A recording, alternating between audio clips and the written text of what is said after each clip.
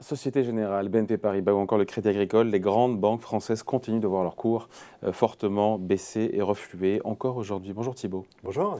Thibault Prévet, directeur général de la financière Arbevel, entre moins 10 et moins 18. Entre 10, c'est quasiment 20% de baisse. On y est en une semaine pour ces trois banques. Est-ce qu'on se dit que c'est normal, c'est logique, c'est démesuré, c'est excessif? C'est l'histoire. C'est l'histoire, c'est normal. Et en même temps, c'est sans doute excessif. Tout à la fois. Pourquoi? Déjà parce que les banques, c'est quelque chose qui n'aime pas ce qui est en train de se produire en ce moment, ce qu'on appelle le risque de queue. Le risque de queue, c'est ces risques qui ont une toute petite probabilité, mais qui sont massifs. Or, prenons un chiffre basique, mais la Société Générale, c'est un bilan de 1500 milliards. Sauf que ça vaut 20 milliards en bourse. Donc on sait bien que s'il y a un petit événement qui vient taper sur une petite partie de ces 1500 milliards, ça peut vite faire. Et donc quand en plus on est un peu des boîtes noires, des sociétés qu'on a du mal à appréhender, on a du mal, il y a peu de gens qui maîtrisent de début à la fin chaque banque, et dans ces périodes où il y a ces risques qui ont une probabilité de se matérialiser un peu plus forte que d'habitude, toutes ces sociétés ont tendance à être mises à la poubelle. Bon, et donc c'est la raison pour laquelle, par un manque de compréhension, qu'on se retrouve avec des investisseurs qui shootent, qui shootent les banques et qui, c'est ce manque de visibilité. Alors, il y a plusieurs éléments. Le premier, la question, c'est de savoir si qu'effectivement, encore une fois, dans quelle mesure la baisse des cours sera retrouvée dans la baisse d'activité. Encore une fois, est-ce qu'il y aura une baisse de l'activité ou des profits des banques de 10 à 20%? En fait, il faut revenir sur plusieurs éléments différents qui se combinent pour expliquer un peu ce mouvement. Le premier, c'est que les banques viennent de faire un très beau parcours. Quand vous avez des banques qui avaient pris 30-40%, une SocGen qui était passée de 10 à 25 depuis entre les points bas du Covid et aujourd'hui, c'est plus facile d'aller vendre quand il y a une période de stress que quand vous êtes au plus bas. Alors que, prenez par exemple des valeurs comme les semi-conducteurs, c'est des valeurs qui ont perdu 30-35% entre le fin du troisième trimestre l'année dernière et février. Donc là, tout de suite, il y a un peu plus de résilience quand le marché a un peu envie de vendre. Ce n'est pas forcément ces trucs-là que vous vendez en premier. Le deuxième point, c'est qu'historiquement, il n'y a pas de prévisibilité sur les résultats des banques. Je prends un exemple idiot. Prenez une valeur comme Téléperformance. Les résultats sont toujours très proches des anticipations. Donc vous savez à peu près où vous allez venir. Les banques, il y a toujours des dispersions extrêmement fortes à gauche ou à droite parce qu'il y a un manque de lisibilité des activités. Je prends un exemple que je regardais en arrivant. Citigroup a communiqué hier sur une exposition de 5 milliards à la Russie. 2 heures après, elle a écrit « Non mais finalement c'est 10 milliards ». Donc on voit bien que… Oui, un rapport de 1 à 2. Ouais, il y a cette capacité en fait à avoir moins de visibilité. Et donc dans des périodes de stress, comme on ne sait pas trop à quoi s'en tenir, eh bien il y a ce sujet. Et puis troisième point, pas le moindre, je vous rappelle qu'une banque actuellement prête de l'argent à des taux qui sont assez bas, récupère des dépôts qui lui coûtent 0,50 puisqu'elles sont placées à un taux négatif à la Banque centrale, et qu'une des raisons pour aller acheter les banques, c'est de se dire les taux vont remonter. Et quand ces taux vont remonter, du coup le cash qui, au lieu d'être du cash qui va lui coûter, c'est du cash qui va lui rapporter. Elle va pouvoir prêter à des taux plus élevés, elle va avoir plus de marge. Donc quelque part, cette séquence de hausse de taux dans laquelle on vient, elle est assez favorable aux banques. Là, pendant qu'on se parle, les taux allemands à 10 ans sont repassés en territoire négatif. Donc tout ce mouvement qui était un des grands supports à la thématique bancaire disparaît un peu sous nos pieds.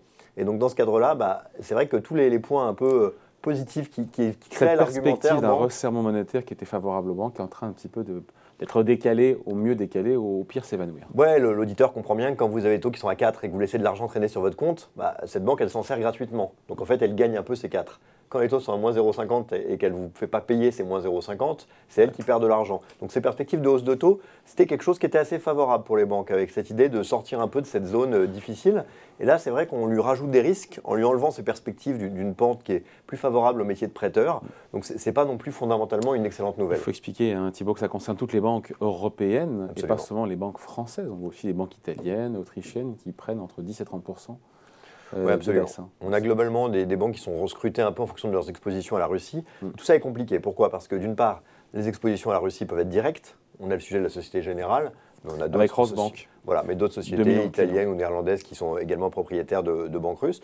On a le sujet de l'exposition directe, c'est-à-dire que vous avez prêté de l'argent à des sociétés russes qui, sous les nouvelles contraintes, vont probablement même pas avoir le droit de vous rembourser. Donc là, vous avez quand même un sujet. Et puis le troisième point, c'est que vous avez ce qu'on appelle l'exposition indirecte, qui est la plus importante. Faisons un petit passage en arrière. Quand le pétrole était à 30 $, on est à l'autre extrême en quelques années. À l'époque, tout le monde se disait les parapétroliers vont faire faillite et les banques sont exposées. Et donc, du coup, ça faisait beaucoup baisser les banques. Aujourd'hui, on vient dans l'autre sens. Les gens peuvent se dire il y a beaucoup de sociétés qui vont être en difficulté avec des matières premières très chères, du pétrole, du palladium, pourquoi pas du blé. Et donc, du coup, ça peut créer des faillites en masse et ça peut être négatif pour les banques. Donc, tout ça est probablement un raisonnement qui est un peu trop fort. En réalité, quand le pétrole était à 30, il n'y a pas eu ces faillites, il n'y a pas eu ces difficultés pour les banques. Mais voilà, on part toujours dans cette incertitude et cette inquiétude sur les banques quand on a des éléments un peu extrêmes. Aujourd'hui, on est en plein dedans. Donc on se dit qu'elles sont excessivement secouées, encore une fois. Même celle dont l'exposition à la Russie, pour le coup, est plus limitée. Hein. Oui, mais les banques souffrent d'une idée simple, c'est que sur très long terme, ce n'est pas des sociétés qui ont une croissance de leurs résultats qui sont extrêmement fortes, et c'est des sociétés qui sont très régulées. Et donc dans ce cadre-là, ce n'est pas des sociétés qu'on a envie d'avoir pour 15 ans, c'est des sociétés qu'on a envie d'avoir pour 6 mois, 1 an. Et donc quand on vous plombe un peu les perspectives à 6 mois, 1 an, qui étaient les hausses de taux, beaucoup de gérants ont tendance à dire je vais sortir et je reviendrai plus tard, parce que ce n'est pas des sociétés qu'on achète pour le long terme. Et le court terme, aujourd'hui, fait un peu moins rêver. Donc elles sont prisonnières un peu de leur image de long terme qui ne leur permet pas d'avoir cette vision fond de portefeuille qu'une société, par exemple, comme Air Liquide, pourrait rester dormir pendant 5 ou 10 ans sans que ça choque personne. Donc c'est un peu leur image couplée à un momentum qui n'est pas favorable, qui crée un dédain qui est peut-être excessif, mais qui pour autant pourrait se poursuivre. Bon, donc il ne faut pas être contrariant sur les banques, encore une fois, au sens large européennes, françaises.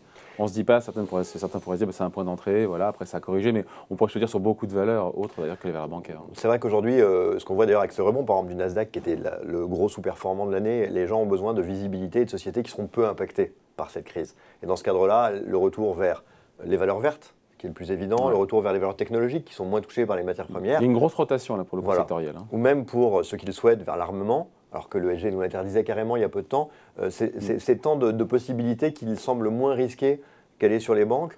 Sur 3 séances, je crois que les valeurs vertes en moyenne, ce qu'on appelle les utilities, ont pris entre 5 et 10% quand le marché en perdait 5. Donc on a des mouvements très violents. Dans ce cadre-là, il faut être vraiment très contrariant et très solide sur ses appuis pour aller travailler sur les banques. Bon voilà, merci beaucoup. Explication signée Thibaut Prébet, directeur général adjoint de la financière Arbevel. Merci. Merci David.